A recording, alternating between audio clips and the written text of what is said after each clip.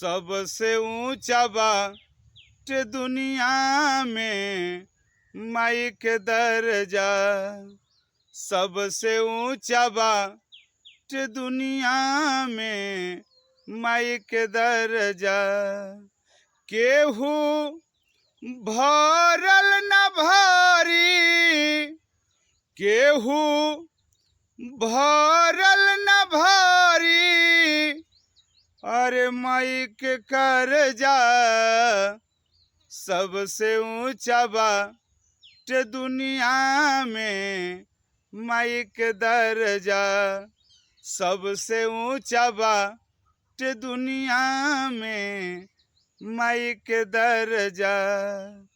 माई ढापेली सबके अचरवा में, केहू बाटे न उनकी बिचरवा में। माई ढापेली सबके अचरवा में, केहू बाटे न उनकी बिचरवा में। माई कहेली हरदम, माई कहेली हरदम, अरे फूला फरजा।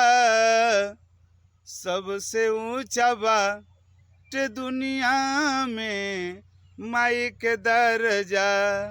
सबसे ऊंचा बाट दुनिया में माई के दर्जा।